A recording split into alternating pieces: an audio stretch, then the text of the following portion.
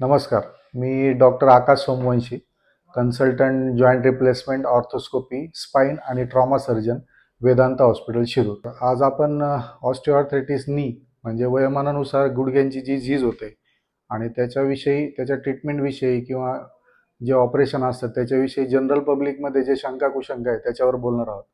Osteoarthritis नी म्हणजे generally आपण सामान्यतः गुडघेदुखी असं म्हणतो. गुडघेदुखीचे बरेचसे जे कारण आहे त्याच्यापैकी ओएनी म्हणजे ऑस्टिओआर्थरायटिसनी म्हणजेच वयोमानानुसार जी गुडघ्याची झीज होती ते एक कारण आहे. त्यामध्ये काय होतं, आपण जर गुडघा जर पाहिला तर गुडघा हा दोन बोनचा बनलेला असतो. एक हे मांडीचं हाड असतं, एक नडगीचं हाड असतं. त्याच्यामध्ये ही गादी असते, आपण ज्याला मेनिस्कस असे म्हणतो. तरुणपणी काय होतं की ह्या दोन्ही सरफेसेस हे एकदम गुळगुळीत असतात आणि गादीची साईज पण जाड असते. त्याच्यामुळे हे हाड याच्यावर घासत नाही. जसं जसं वय वाढतं, माणूस उतारवयाकडे जायला लागतो, तसं तसं हा गुडघा, ही जी स्मूथनेस आहे कार्टिलेजची ही खरबरीत व्हायला लागते आणि ह्या गादीची साईज पण कमी व्हायला लागते आणि हे हाड याच्यावरती घासतं. त्याच्यामुळे घर्षणामुळे दुखणं चालू होतं आणि जनरली 45-50 वयोमानानंतर लोकांना गुडघेदुखीचा त्रास चालू होतो. पण बऱ्याचशा लोकांना गुडघेदुखी म्हणजे फक्त गोळ्या घेणं हेच माहीत असतं. तर गुडघेदुखीचे जे ऑस्टिओआर्थरायटिस नी आहे त्याचे सायंटिफिक दृष्ट्या 4 टप्पे पडतात. त्याच्यामध्ये पहिल्या 2 टप्प्यामध्ये थोडी कमी झीज असते आणि तिसऱ्या आणि चौथ्या टप्प्यामध्ये जास्त झीज झालेली असते. तर पहिल्या पहिल्या आणि दुसऱ्या टप्प्यामध्ये आपण गोळ्या किंवा गरम पाण्याने शेकवणे किंवा फिजिओथेरपी अशा रेमेडीज ट्राय करू शकतो किंवा मांडी घालणं, 2 पायावर बसणं टाळणे ह्या गोष्टी हे करू शकतो.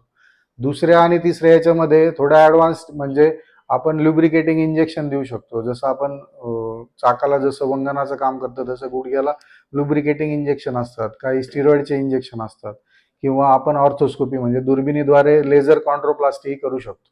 हे दुसऱ्या आणि तिसऱ्या याच्यामध्ये आहे.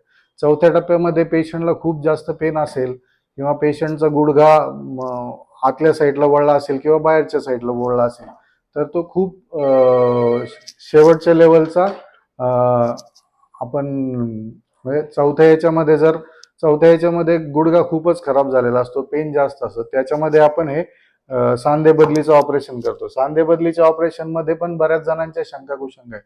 त्याच्यामध्ये काय करतो, जसं आपण एखाद्या दाताची जर कीड असेल तर ती कीड काढून त्याच्यावर जशी कॅप बसवली जाते तसंच असतं. आपण काय करतो, वरचं हाड त्याच्यावरला शेप देऊन त्याच्यावर ही कॅप बसवली जाते, खालच्या हाडावर ही दुसरी कॅप बसवली जाते आणि दोन्ही हाडांमध्ये अशी गादी बसवली जाते. आता बऱ्याच लोकांचं असं म्हणणं आहे की ऑपरेशन नंतर बाबा चालता येत नाही किंवा मांडी घालून बसता येत नाही. तर ही जी शंका ही फार चुकीची आहे.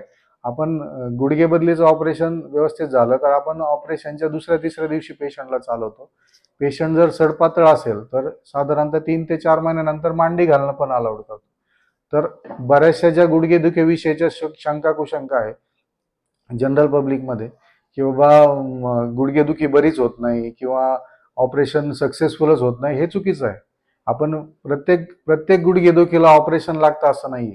पहिल्या 2 टप्प्यामध्ये आपण गोळ्या औषधावर, बाकीचे गरम पाण्याने शेकवणे वगैरेवर आपण मॅनेज करू शकतो आणि प्रत्येकालाच ऑपरेशन लागेल अशी गरज नाही. आपण काही लोक गोळ्या औषधावर पण नीट होतात आणि ऑपरेशनला पण घाबरण्याचं कारण नाही.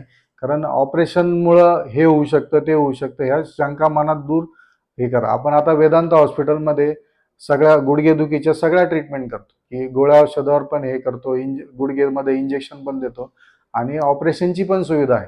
पेशंटचा गुडघा कोणत्या स्टेजेसमध्ये आहे खराब होण्याच्या त्याच्यानुसार आपण गुडघेदुखीची ट्रीटमेंट करतो.